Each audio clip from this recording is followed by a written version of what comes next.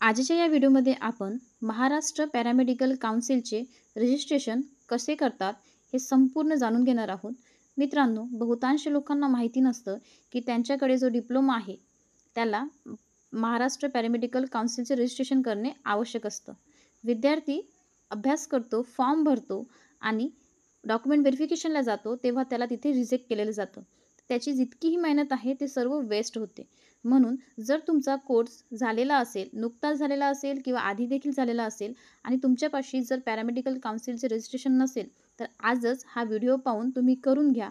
तुम्हाला स्वतः कळेल की तुम्ही जर हा व्हिडिओ बघितला तर तुम्हाला कोणताही नेट कॅफेमध्ये जायची आवश्यकता नाही. तुम्ही स्वतः घरी बसून करू शकता. तर बघा, याकरता मी जी प्रोसेस सांगते तिला फॉलो करा. सर्वप्रथम तुम्हाला Google ओपन करायचं आहे.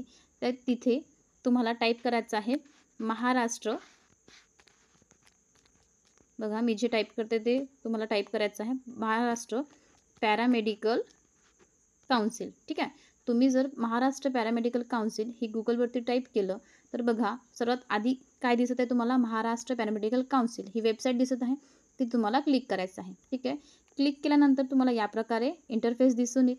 ठीक आहे. यामध्ये पुष्कळ ऑप्शन दिलेले आहेत. बघा, पहिल्या नंबरला मी सांगते council member, photo gallery, verification of certificate, permanent registration, change of name, change of address, NOC, good standing, renewal, duplicate, online payment, application status and subject wise registration list ही सर्व दिलेलं आहे.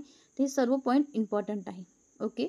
तर बघा, या व्हिडिओमध्ये तुम्हाला मी सर्व सांगते की तुम्हाला प्रोसेस स्टार्ट केल्यानंतर किती महिने लागतील, त्याला पेमेंट किती लागतो, म्हणजेच तुम्हाला पैसे किती पे करावे लागतात, त्यानंतर आधी काय करावं लागतं, नंतर काय करावं लागतं, ते सर्व मी सांगते. सर्वात आधी बघा, तुम्हाला व्हेरिफिकेशन ऑफ सर्टिफिकेट करावं लागतं. ठीक आहे. इथे बघा, तिसऱ्या नंबरचा कॉलम काय आहे, व्हेरिफिकेशन ऑफ सर्टिफिकेट. इथे तुम्हाला क्लिक करायचं आहे. बघा, मी इथे क्लिक केलं. क्लिक केल्यानंतर तुम्हाला अशा प्रकारे इंटरफेस दिसून येत आहे. ठीक आहे. तर इथे बघा काय दिलेलं आहे, लॉग इन नाव दिलेलं आहे. तर लॉग इन नाव करण्याकरिता तुम्हाला युजर नेम पाहिजे आणि पासवर्ड पाहिजे. ठीक आहे. त्याशिवाय तुम्ही लॉग इन करू शकणार नाही. युजर नेम आणि पासवर्डकरिता तुम्हाला काय करावं लागेल, बघा इथे दिलेलं आहे साइन अप. दिसलं, साइन अप हिअर दिलेलं आहे. ठीक आहे. तर इथे तुम्हाला क्लिक करायचं आहे. साइन अप हिअरवरती क्लिक केलं. त्यानंतर तुम्ही स्क्रोल डाऊन केलं की इथे बघा तुम्हाला काही डिटेल्स विचारलेली आहे. जसं लास्ट नेम, तुम्हाला इथे तुमचं लास्ट नेम टाकायचं आहे, म्हणजेच तुमचं आडनाव. कळलं. त्यानंतर फर्स्ट नेम म्हणजेच तुमचं जे नाव असेल ते, मिडल नेम तुमच्या वडिलांचं नाव, डेट ऑफ बर्थ टाकायची. ठीक आहे. आणि ईमेल ID. आता ही ईमेल ID टाकताना मित्रांनो केअरफुली टाकायची, कारण यावरती तुम्हाला मेल येतो. जेव्हा तुम्ही परमानंट रजिस्ट्रेशन कराल तेव्हा तुम्हाला मेल येतो. त्या मेलनंतरच तुम्ही परमानंट रजिस्ट्रेशन करू शकता. तर बघा, त्यानंतर काय आहे, मोबाईल नंबर विचारलेला आहे. तुम्हाला करेक्ट मोबाईल नंबर टाकायचा आहे तुमच्या. नंतर बघा खाली केलं तर पासवर्ड टाकायचा आहे. ठीक आहे. इथे पासवर्ड टाकायला काही कंडिशन्स दिलेल्या आहेत. त्या कंडिशन्स तुम्हाला फॉलो करायचं आहे. ठीक आहे. पासवर्ड टाकायचा, जो पण तुम्हाला वाटेल तो पासवर्ड टाकायचा आणि नंतर दिलेला आहे कन्फर्म पासवर्ड. म्हणजेच तुम्ही जो पासवर्ड इथे टाकाल तोच पासवर्ड तुम्हाला जसाचा तसा इथे टाकायचा आहे. कळलं. त्यानंतर काय दिलेलं आहे, हाइंड क्वेश्चन दिलेला आहे. म्हणजेच हा तुम्हाला इथे एकात सिक्रेट क्वेश्चन विचारलेला आहे, म्हणजे तो क्वेश्चन फक्त तुम्हाला माहीत असेल. ठीक आहे. तर इथे बघा क्लिक केला आपण तर क्वेश्चन बघा काय काय दिलेलं आहे, what was your childhood name, म्हणजेच तुमचं लहानपणीचं नाव काय ते विचारलेलं आहे. तुम्हाला माहिती आहे, तुम्ही टाकू शकता काही पण. Which is your favourite movie, तुम्हाला आवडता चित्रपटाचं नाव. What school did you attend for 6th grade. ठीक आहे. ते तुम्हाला टाकायचं आहे.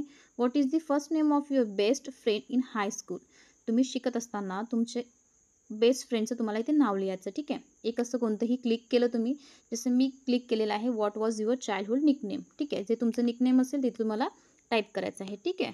जे असेल ते XYZ तुम्हाला टाईप करायचे आहे. ठीक आहे. टाईप केल्यानंतर तुम्हाला बघा क्रिएट अकाउंट दिलेलं आहे. इथे तुम्हाला क्लिक करायचं आहे. इथे क्रिएट अकाउंटवरती तुम्हाला क्लिक करायचं आहे. म्हणजेच क्रिएट अकाउंट तुम्ही केलं की तुम्हाला युजर नेम आणि पासवर्ड मिळेल तुमचा. कळलं. युजर नेम पासवर्ड मिळालं की बघा इथे यायचं, रिटर्न यायचं. रिटर्न आलं की बघा लॉग इन दिलेलं आहे.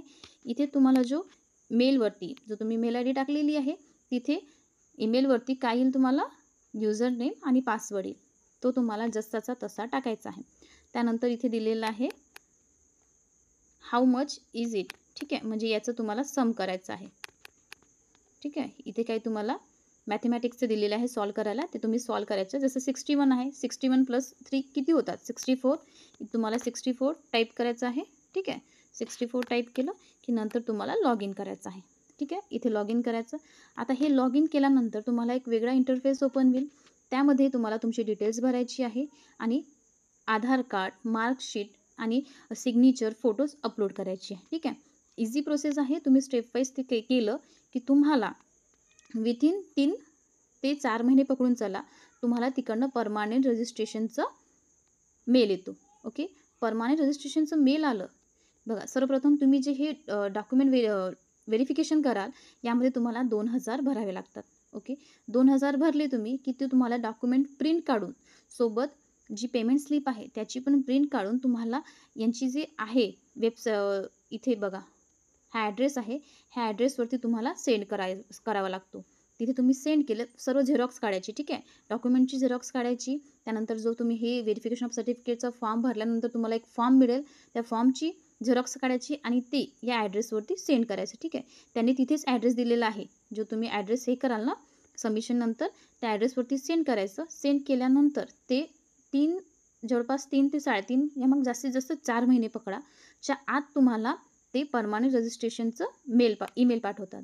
आता ईमेल पाठवल्यानंतर तुम्हाला परत बघा इथे आहे परमानंट रजिस्ट्रेशन दिलेलं आहे, दिसत आहे 4थ्या नंबरला.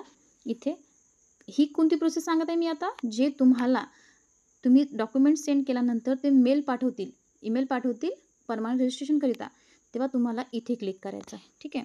इथे क्लिक कराल तुम्ही. परमानंट रजिस्ट्रेशन जेव्हा तुमचं येईल तिथे क्लिक केल्यानंतर आणखी ID पासवर्ड टाकलं की तुम्हाला काही डिटेल्स मागतील. ते डिटेल्स तुम्ही फिल केले की तेव्हा तुम्हाला 5,000 भरावे लागतं.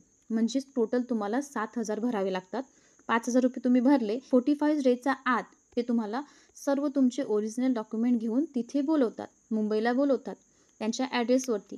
तिथे तुम्ही गेले की त्यानंतर तुम्ही त्यांना आपले डॉक्युमेंट्स दाखवायचे, सर्व ओरिजिनल घेऊन जायचं. जे तुम्ही इथे अपलोड करत आहात ते ओरिजिनल घेऊन गेले की त्यानंतर ते तुम्हाला घरपोच तुमचं रजिस्ट्रेशन पाठवतं, ठीक आहे. खूप इझी प्रोसेस आहे. तुम्ही स्वतः तुमच्या मोबाईलने देखील करू शकता. लॅपी असेल त्यावर करू शकता. कोणत्याही तुम्हाला नेट कॅफेत जायची आवश्यकता नाही, कोणालाही एक्स्ट्राचे पैसे द्यायची आवश्यकता नाही. मी देखील माझं रजिस्ट्रेशन याच प्रोसेसने केलेलं आहे आणि स्वतः घरी केलेलं आहे. कुठे मी नेट कॅफेत गेलेली नाही. कळलं? तर टोटल तुम्हाला जर ॲव्हरेज टाईम जर तुम्हाला सांगायचा असला तर 6 ते 7 महिने पकडून चला. 6 ते 7 महिन्यामध्ये तुमचं हे रजिस्ट्रेशन घरपोच येतं. कळलं? आणि जर तुम्ही लॅबोरेटरी टेक्निशियनचे जर तुम्ही अभ्यास करत असाल तर त्या संबंधित आमच्याकडे नोट्स आहेत, ते तुम्ही डाउनलोड करून इझिली छान अभ्यास करू शकता. जेणेकरून तुमची जे प्रिपरेशन करत असाल तुम्ही कोणत्या पोस्टला लॅबोरेटरी टेक्निशियनचा, ते तुम्ही इझिली काढू शकता. तर आमचे नोट्स जर हवे असतील तर तुम्हाला डिस्क्रिप्शन बॉक्समध्ये लिंक मिळेल, तिथनं तुम्ही डाउनलोड करून त्याचा छान अभ्यास करू शकता. आणि तुम्हाला जर काही हेल्प हवी असेल तर आम्हाला कमेंट करा, आम्ही नक्कीच त्याचा रिप्लाय देऊ. Thanks for watching and best of luck for your exam.